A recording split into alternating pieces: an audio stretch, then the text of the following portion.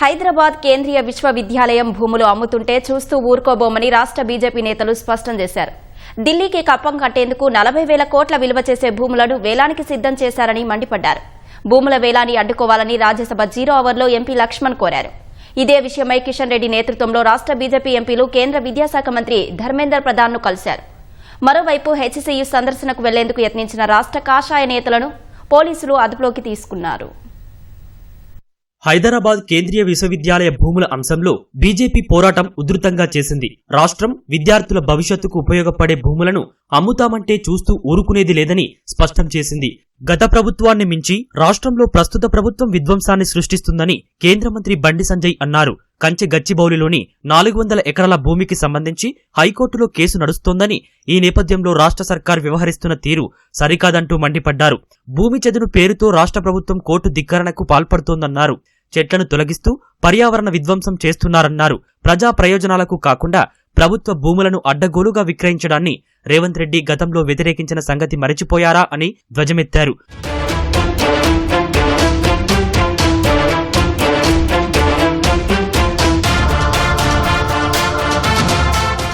భూ వివాదం దృష్ట్యా హెచ్సీయూ సందర్శనకు బయలుదేరిన బీజేపీ నేతలను పోలీసులు అరెస్టు చేశారు. హైదరాబాద్ లోని ఎమ్మెల్యే క్వార్టర్స్ వద్ద ఆ పార్టీ ఎమ్మెల్యేలు, ఎమ్మెల్సీలను అడ్డుకున్న పోలీసులు సందర్శనకు అనుమతి లేదని అదుపులోకి తీసుకున్నారు. రాష్ట్రంలో ప్రజాపాలన తీసుకొస్తామని అధికారంలోకి వచ్చిన కాంగ్రెస్ పార్టీ బీఆర్ఎస్ తోవలోనే నడుస్తుందని బీజేపీ శాసనసభ్యులు పాయల్ శంకర్ ధ్వజమెత్తారు. భూములను అమ్మి పాలన సాగించడానికేనా మీరు అధికారంలోకి వచ్చారంటూ ప్రశ్నించారు.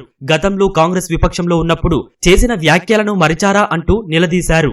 ఈ రోజు సెంట్రల్ యూనివర్సిటీకి సంబంధించినటువంటి 400 ఎకరాల భూమిని, అది ప్రజల ఆస్తి, ప్రభుత్వ ఆస్తి, విద్యార్థుల భవిష్యత్తుకు సంబంధించినటువంటి ఆస్తి, తెలంగాణ రాష్ట్ర భవిష్యత్తుకు సంబంధించినటువంటి ఆస్తి, దాన్ని అమ్మవద్దు, అమ్ముకునే ఆలోచనని విరమించుకోండి అని ఈ రోజు పర్యావరణ ప్రేమికులు గాని, రాజకీయ పార్టీలు, విద్యార్థులంతా కూడా ముక్త కంఠంతో ఆ నిర్ణయాన్ని వెనక్కి తీసుకోమని డిమాండ్ చేస్తా ఉన్నారు. కానీ ఈనాడు ఈ రాష్ట్ర ముఖ్యమంత్రి రేవంత్ రెడ్డి గారు, లేదు నేను ఎవరి మాట వినా, నేనెట్టి పరిస్థితుల్లో ఏ రకంగానైతే టీఆర్ఎస్ పార్టీ ఈ రాష్ట్రానికి సంబంధించినటువంటి గతంలో 1000 ఎకరాలు, లక్షల కోట్ల విలువైన భూములను అమ్మి రాష్ట్రాన్ని పరిపాలించిండ్రో, నేను కూడా టీఆర్ఎస్ బాటలోనే ప్రయాణం చేస్తానని రాష్ట్ర ముఖ్యమంత్రి గారు వ్యవహారం చేస్తా ఉన్నారు. మరోవైపు హెచ్సీయూ భూముల విషయంలో జోక్యం చేసుకోవాలని కిషన్ రెడ్డి నేతృత్వంలో బీజేపీ ఎంపీలు కేంద్ర విద్యాశాఖ మంత్రి ధర్మేంద్ర ప్రధాన్ ను కలిశారు. పర్యావరణ వారసత్వ భూముల్ని రక్షించాలంటూ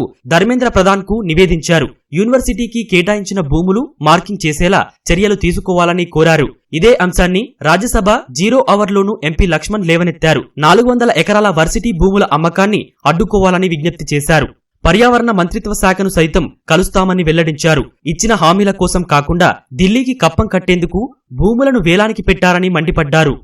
కేవలం అమ్ముకొని ఢిల్లీకి కప్పం కట్టాలనేటువంటి నీచమైన ప్రయత్నం ఏ రేవంత్ రెడ్డి సర్కార్ చేస్తుందో దీన్ని తెలంగాణ ప్రజలందరూ కూడా గమనిస్తున్నారని చెప్పి మనం చేస్తా ఉన్నాం. ఇది విశ్వవిద్యాలయానికి సంబంధించిన భూమి, ఎకలాజికల్ ఇంబ్యాలెన్స్ అయ్యే ఆస్కారం ఉందని చెప్పి ఆనాడు వాదిస్తే సుప్రీంకోర్టు ఇవాళ విశ్వవిద్యాలయ భూమిని ఎవరికి దారదత్తం చేయొద్దని చెప్పి తీర్పు ఇవ్వడం జరిగింది. ఇవాళ రేవంత్ రెడ్డి సర్కార్ 400 ఎకరాలలో అక్కడున్న జింకలను చంపి, అక్కడున్న నెమళ్లను చంపి, అక్కడున్న మెడిసినల్ ప్లాంట్స్ కూడా పీకేసి ఇవాళ కాంక్రీట్ జంగల్ లాగా చేసే ప్రయత్నం చేస్తా ఉంది.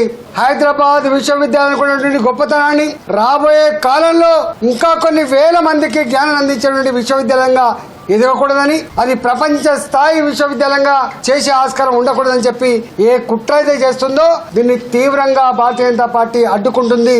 దీన్ని ఆపుతామని చెప్పి మనం చేస్తా ఉన్నాం.